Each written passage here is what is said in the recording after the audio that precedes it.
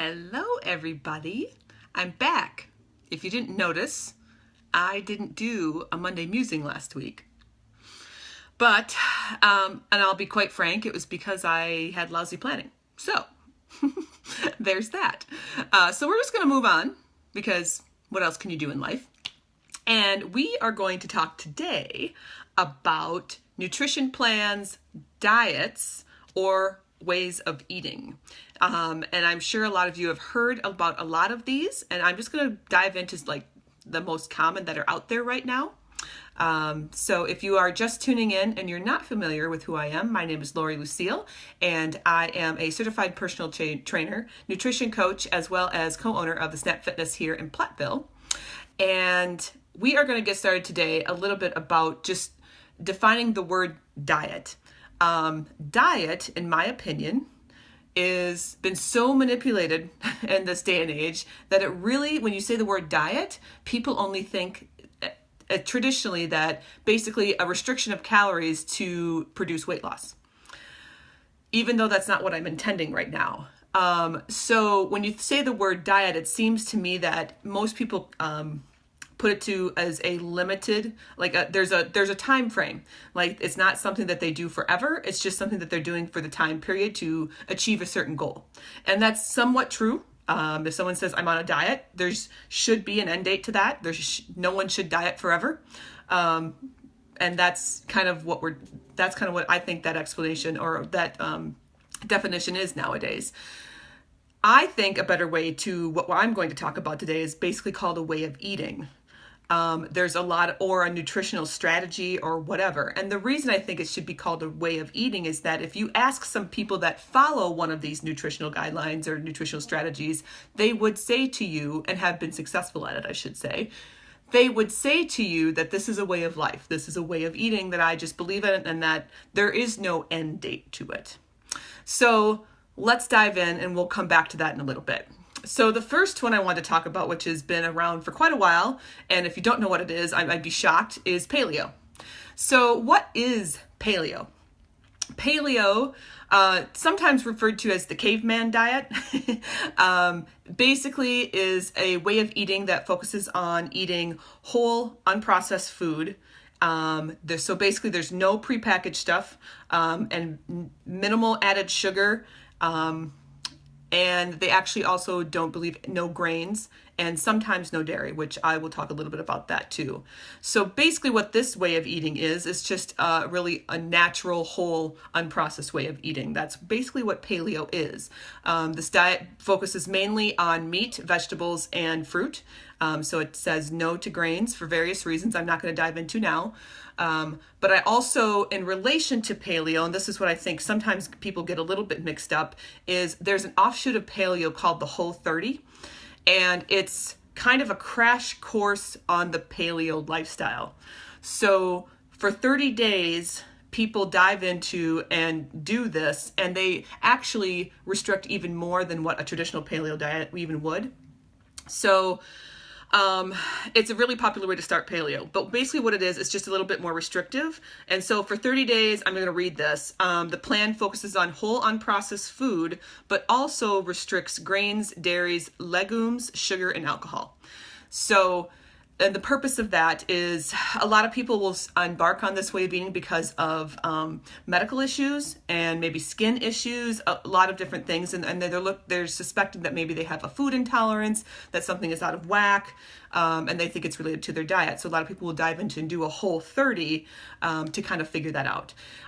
So a traditional paleo, though, doesn't necessarily say you can't have dairy or say that you can't have legumes. So just so you're aware of that. So that's kind of what paleo is. It's just a really natural way of eating. Next one I want to talk about is low carb, high fat. You might see it abbreviated as LCHF. So low carb, high fat is exactly that. People eat low carbs and high fat. So if you talk about our macros, which is protein, fat, and carbs, if you were for their pie chart would be mostly fat for fuel, minimal protein, like a moderate amount of protein, and then very, very minimal carbs. And that's essentially the basis of the diet. Now, there are some people that are much more strict than others. I'm not really going to get into that there, but that's essentially what LCHF is. Why would someone choose to do this? Again, I think a lot of it has to do with medical. There are a lot of people that dive into it recently because their friends are doing it. That's not why you should, but regardless, that's LCHF, low carb, high fat. Another way of eating would be vegetarianism, which has been around for a long, long time. So there's lots of different offshoots of vegetarianism. There's people that are vegetarians, but they eat eggs and dairy. There's people that are vegetarian, but they don't eat eggs and dairy, like whatever. I'm not going to get into those little minuscule things, but traditionally a vegetarian is someone who excludes meat and meat products from their nutrition. And that's traditionally what a vegetarian is. People do it for a variety of different reasons. Then another offshoot of vegetarianism is being vegan, which again is just a little bit more restrictive. Not so much in their food. They also don't eat meat or meat products, but they also, a vegan lifestyle is something that goes over into their lifestyle. So they won't use any products that have animal products in them or have been tested on animals. So for example, they would not use like if this could affect their clothing that they buy, the makeup that they buy, household items, so on and so forth. So that's a vegan. If you're vegan, that's really even more of a lifestyle than just being a vegetarian. So you're probably wondering, why am I talking about these different ways of eating or diets? Because the biggest thing is because how do I feel about them? I don't think there's any one particular way of eating that is better than another. I also want to know personally that I am a big combination of a lot of these. I generally am paleo, but I tend to implement low carb, high fat manipulations in my macros for various reasons. I am going to write a more blog post on this, but what I'm getting at is that if you are looking into one of these ways of eating or looking into one of these diets, please be clear on what your reasoning is. Again, just like when I said about supplements, don't take them because your buddy is.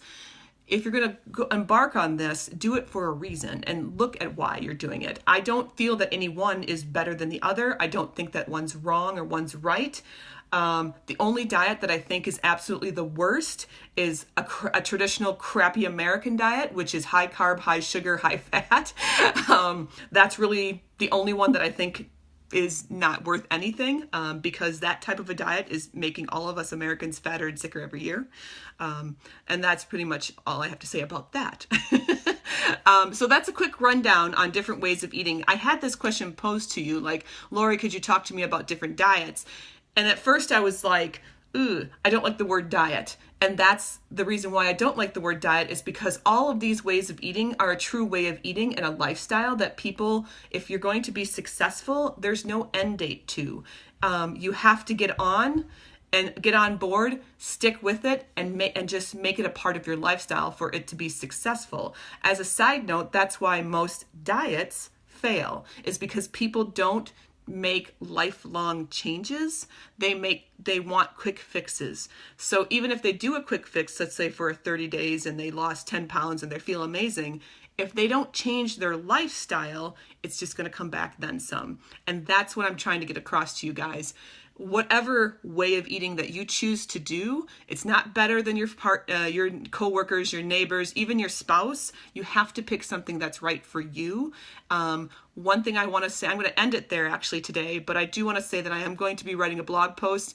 I'm halfway done. That's going to commit me to finishing it, about how do I choose which one is right for me. I'm going to give you some guidelines that may help you navigate those waters. It has taken me probably no less than 6 or 7 years to finally find a way of eating that works really well for me, my body, and my concerns. And so that's also what I want to say, is you have to really think about yourself when it comes to what you put in your body and what makes you feel good and what doesn't make you feel good. So look for that blog post soon. I'm going to be talking about how do I find a way of eating that works for me. Thanks, everybody. It was great to be back on my Monday Musings. And next week, I'm not sure what my topic is, but if you have any suggestions for topics, I'd love to hear it. Thanks, guys. See you later.